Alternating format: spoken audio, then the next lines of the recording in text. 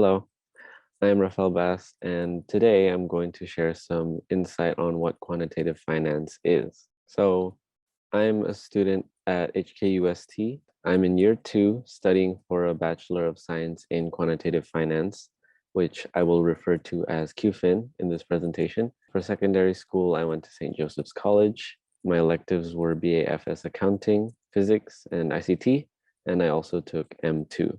So, I want to talk about what kind of people are suitable for QFIN. Firstly, you have to be interested in solving problems because in the finance industry, there are going to be a lot of problems that you have to solve. And that leads us into the second point, which is to think outside the box. This just means to get creative with your solutions because if the solution was very standard, very easy to think of, then everybody would know how to do it. And that leads us into the third and fourth point, which are to be intuitive and analytical and to like dealing with numbers and statistics. So these two go hand in hand because first you have to analyze statistics and data so that you can come to an intuitive solution, which is basically the idea of QFIN, which is to use mathematical models to come to many conclusions like measuring risk and all that stuff I will talk about later.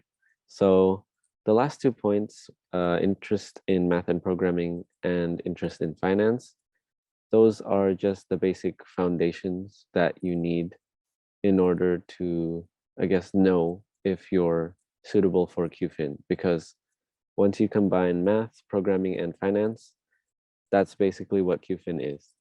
So yeah. Next, why did I choose HKUST QFIN?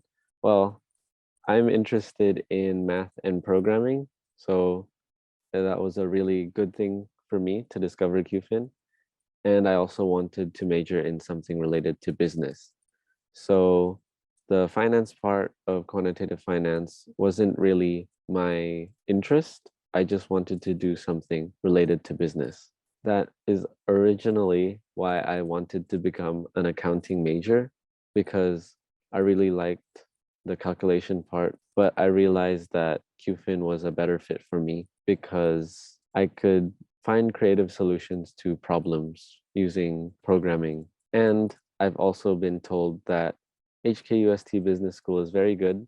That's why I chose UST instead of any other universities. So moving on to my personal insights on QFIN as a major. First of all, I believe that it is challenging and stressful, and maybe not in year one. Year one, you only have to complete the general business courses that every business major has to do. And in year two, that's when you start doing the things related to your major, and that is the stressful part. But with that said, the knowledge and skills learned are crucial for the future. So everything you learn in your courses, it's very helpful for what you want to do in the future.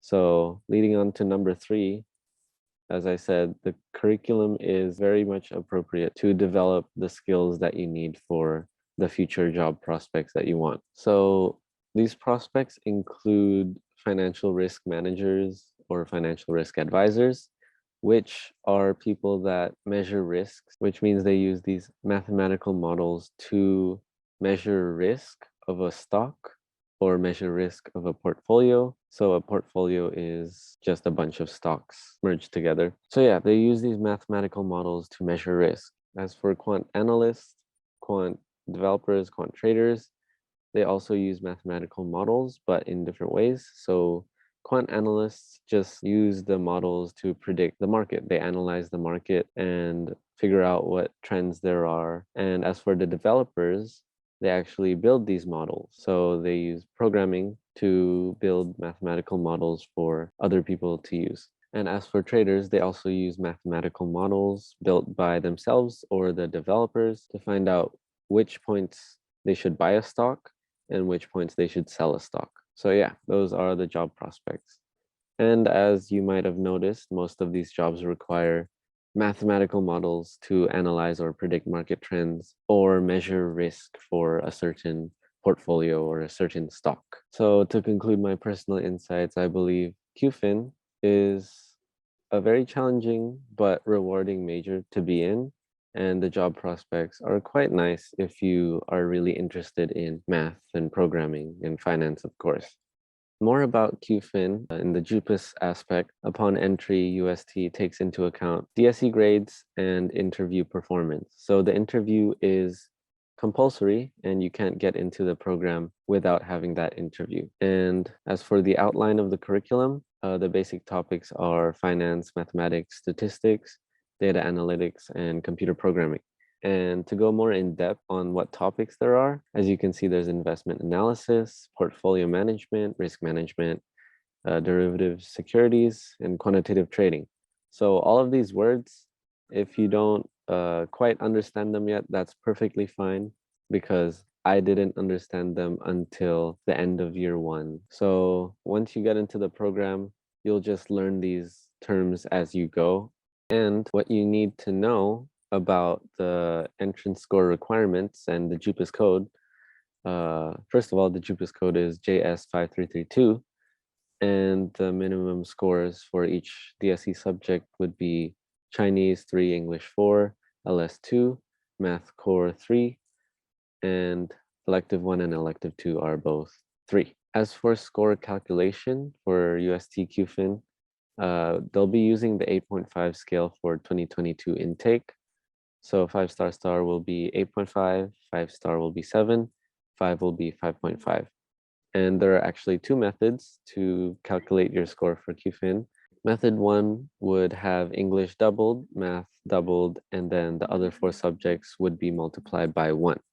And method 2, which is more preferable, is English doubled, math doubled, and chemistry, physics, economics, M1 and M2 would be multiplied by 1.5, but only one of them would be multiplied by 1.5, and the rest will be counted in the best of the other 3 subjects. So for UST QFIN, the maximum score would be 72.25, and the median score would be 63.25, which is for last year's intake, and the lower quartile score for last year's intake would be 60.25. And just a little note to take is that even if you get a lower score than the median or a lower score than the lower quartile, there's still a chance you can still make it. And as for support from UST, UST offers a lot of training and enrichment activities.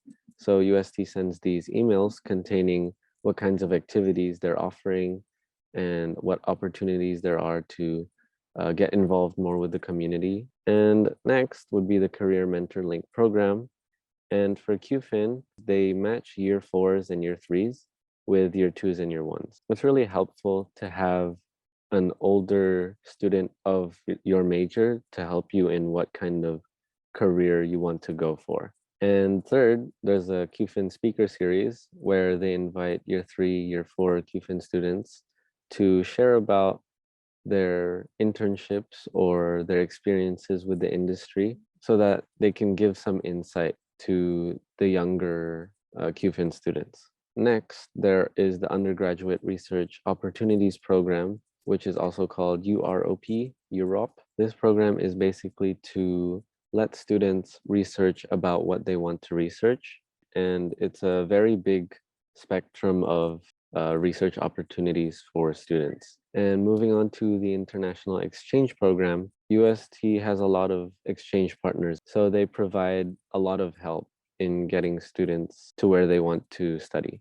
And next would be the Bloomberg Market Concept certification. So this certificate is just to help you understand how to use a terminal called the Bloomberg terminal, where you can find out the prices of all the stocks. So yeah, they provide very useful insight about the market in general. And next would be business case competitions. So there are a lot of business case competitions offered by UST. So those are really good opportunities to experience case analysis. Second last thing would be personal development training. And UST provides this by assigning each student to an academic or career counselor that helps guide you to where you want to go in your career. And the last thing that UST offers, specifically in QFIN, would be company visits. So there is a course that all QFIN students have to take in which they have to visit a number of financial companies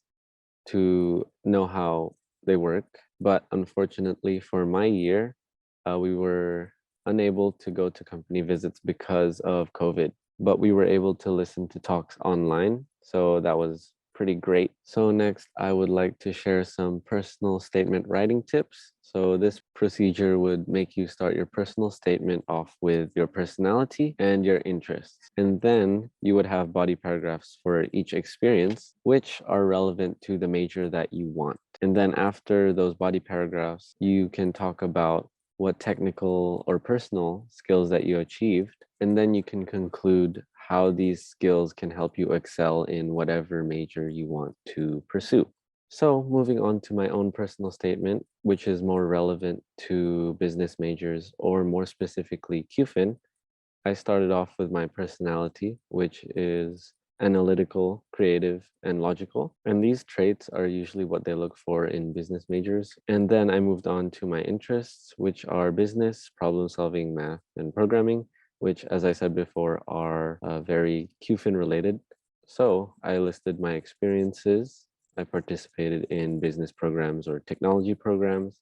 Even though I didn't achieve anything or win any awards, these are still good experiences to prove that you're interested in technology or business. And then I included my experience of being a chairman of a club in secondary school, which translates to the technical skills of leadership, time management, communication or networking, and problem solving. And I concluded by explaining how I would use these technical skills to excel in the QFIN major.